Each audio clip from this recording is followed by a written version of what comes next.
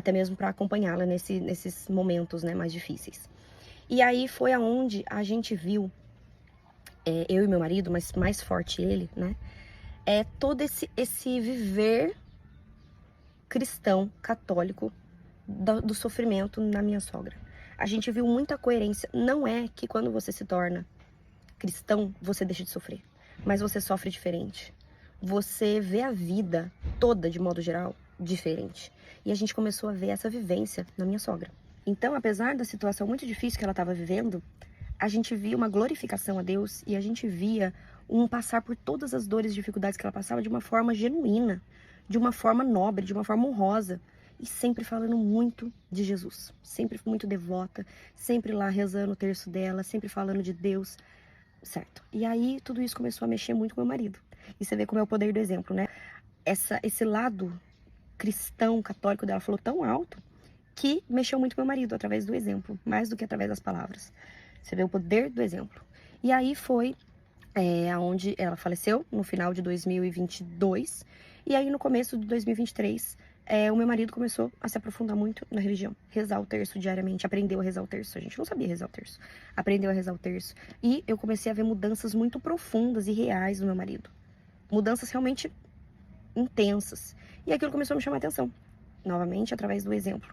Porque se ele viesse só falando, ou então querendo impor regra, tal, que eu via muitas pessoas religiosas fazendo isso, e isso afasta, se ele fizesse isso comigo, eu também ia dar uma rejeitada. Não foi assim que aconteceu. Ele pegou a vida dele e ele começou a transformar a vida dele. E através da mudança na vida dele, foi aonde aquilo começou a me chamar a atenção. Entende? Então, foi aonde eu comecei a pesquisar. Aí eu comecei no meu lado crítico, né? O meu lado de querer saber de tudo. Comecei por que isso? Por que aquilo? Por que não sei o que lá? Por que não sei o que lá? E aí foi aonde eu me deparei com Cristo. Que Jesus maravilhoso a gente tem. E aí foi onde eu comecei a me apaixonar por Jesus. E aprender o que era de fato Jesus. Que não era só um mestre. E enfim. E aí foi aonde, cheguei e falei, agora eu sou cristã. Sou cristã. Aí meu marido até fala, por que você não fala que você é católica? Eu falava, eu não consigo falar que eu sou católica, porque eu ainda não me vejo como católica. Eu cheguei a conversar com algumas pessoas próximas de mim na época e eu falava, eu sou cristã. Ou seja, sigo a Cristo. Mas nada em específico, nenhuma religião específica. Eu ainda não tinha me encontrado nisso. Eu lembro que uma das coisas que me marcou, presenciando essas pessoas referências, né, católicas, foi o Ícaro de Carvalho, uma vez que ele falou assim, mesmo que Deus não existisse, ainda assim seria a melhor forma de viver e a melhor forma de criar os filhos. Se eu não me engano, foi o Ícaro que falou. Aquilo me bateu de um jeito que eu falei, é verdade. E de fato eu comecei a pensar, viver baseado em tudo que Cristo nos deixou, e da forma como a igreja nos ensina, os sacramentos e tal, viver, não só frequentar, viver. Me torna uma pessoa melhor, uma mãe melhor, uma esposa melhor, uma mulher melhor, me torna tudo melhor. Então, mesmo se for mentira, eu ainda assim me torno uma pessoa melhor, eu ainda sinto no lucro. E se for verdade, oba, né? Tipo assim, maravilha. E da mesma forma, a criação com os filhos. Se tudo isso for verdade, né, lucro, né, já ganhamos, né, já estamos, né, se Deus quiser, rezo muito todos os dias para que todos nós, toda a nossa família mereça ir para os céus, que a gente honre a Deus para ir para o céu, porque não é Deus que tem que nos honrar, Deus já fez muito por nós, Deus já fez tanto por nós e Ele ainda faz cada vez mais e é tudo graça, mas o que a gente tá fazendo por Ele? Então assim, que a gente seja digno, né, de ir pro céu, que a gente honre ele a ponto de conseguir ir pro céu. Já tô indo, filho. E se for mentira, ainda assim é a melhor forma de se educar os filhos. E eu cheguei a ver um pouco a respeito de outras religiões, que também são cristocêntricas, mas outras religiões, as diversas denominações cristãs que existem. Que religião que eu serei? Porque tem aquela, né, os protestantes falam muito a respeito daquela passagem bíblica, né, de quem crer em mim será salvo. Mas crer por crer, até o maligno acredita que não, a partir de crer por crer? Não, peraí. Quem crê de verdade vai fazer o que ele pede, vai fazer o que ele manda, o que ele nos guia.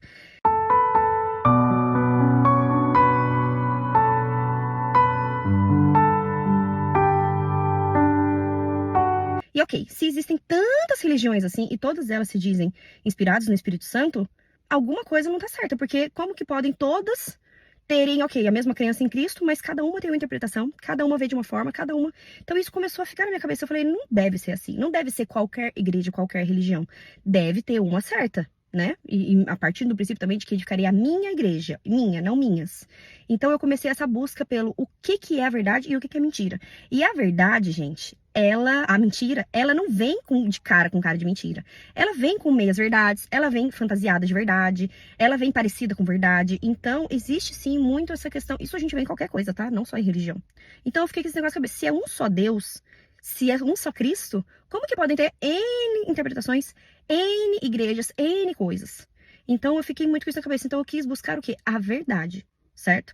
Não só baseado de que quem crer em mim será salvo, ok, mas quem crê acredita no que ele pede para ser feito. E não só crer por crer, porque crer por crer é o que a gente fala, por exemplo, dos hipócritas, que eu acredito, mas uma vida inteira não pautada nele. Comecei a conhecer cada vez mais os sacramentos. Fiz a catequese, eu nunca tinha feito catequese e nem primeira comunhão. A catequese da igreja é um momento da sua semana que você ouve falar de Deus.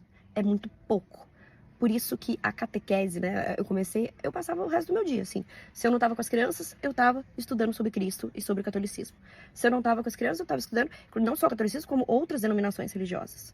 Uma outra coisa que eu via direto também é católico não lê Bíblia. Aqui na Bíblia, a gente lê diariamente a nossa Bíblia. Eu não vou ficar mostrando ela o tempo inteiro durante o vídeo, mas eu vou fazer as passagens, vou mostrar as passagens pra vocês, deixar como uma legenda aí embaixo, pra que, foi o que eu falei, eu entrei no carro e tentei gravar o mais rápido possível. Então, ao invés de ficar mostrando, procurando pra mostrar pra vocês, eu fiz o mais rápido possível, mas eu vou passar algumas citações bíblicas aqui pra vocês. Apesar da nossa Bíblia ser muito profunda, muito maravilhosa, bem grandona também, e era uma das coisas também que eu pensava, por que protestantes tiraram parte da Bíblia?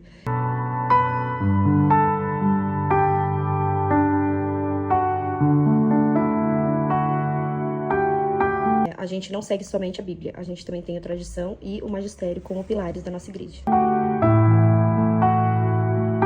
Foi onde eu encontrei o Frei Gilson, que é o sacerdote principal responsável pela minha conversão, porque aquele homem tem uma unção, ele fala tanta coisa maravilhosa em nome de Deus, que é lindo, né?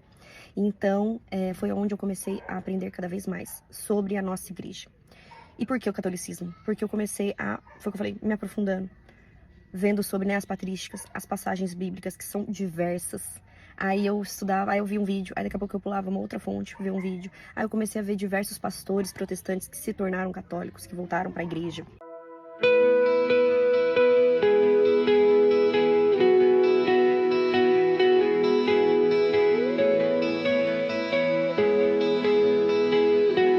E como a migração do protestante para a igreja católica é muito maior.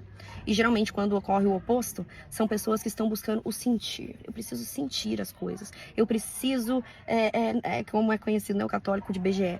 Dificilmente você encontra, eu nunca vi. Eu nunca vi um católico de verdade. Quando eu falo católico de verdade, eu não tô falando de pessoa perfeita. Eu tô falando da pessoa que busca os sacramentos. Eu tô falando da pessoa que vai à missa frequentemente, todo domingo e, se possível, mais vezes ao dia. A pessoa que entende de fato o que é o corpo de Cristo. A pessoa que de fato busca fazer da sua vida uma vida cristã, uma vida baseada no que Deus nos mandou, e não a pessoa que só vai na missa e volta para sua vida mundana. Então, essas pessoas dificilmente largam a igreja católica. E eu comecei a ver a quantidade de pessoas que, quanto mais elas se aprofundam, mais elas vão lá e chegam na igreja católica, que é a igreja primitiva, que é a igreja que Cristo nos deixou. Hoje em dia, eu creio, e os católicos, né, que realmente seguem a fé, acreditam que Jesus deixou uma igreja, e essa é a igreja católica. Por quê? Através do Pedro, tu és pedra. Vou deixar algumas passagens aqui, tá? Foi o que eu falei. Eu tô até chorando, choro. Eu não sei se é a Helena, se for o Afonso vai vir me falar. A Eucaristia não é é como se fosse o meu corpo. Não é. Esse é o meu corpo, que será entregue por vós. Então, assim, não é como se fosse. A única igreja que existe, a Eucaristia, é a igreja católica. Todos os sacramentos.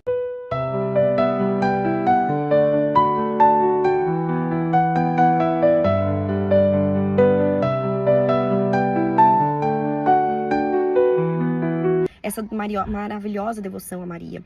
Então, assim, também eu comecei a ver tudo o que os protestantes protestavam através da igreja, né? Toda essa coisa de adoração dos santos, adoração a Maria, não é verdade. É diferente. É diferente. O que a gente tem por Cristo, o que a gente tem pelos santos, o que a gente tem por Maria. A adoração, a devoção, a dulia, a hiperdulia.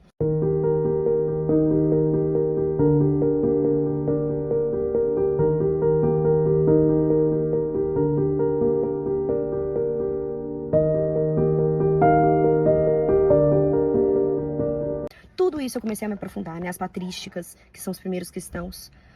Tudo isso eu comecei a buscar, foi o que eu falei, via as principais objeções protestantes e procurava a referência católica. Eu vi que tudo o que existe de objeção protestante, eu tinha uma resposta católica. Não só a resposta bíblica, porque tem, como tem a resposta através da tradição e do magistério.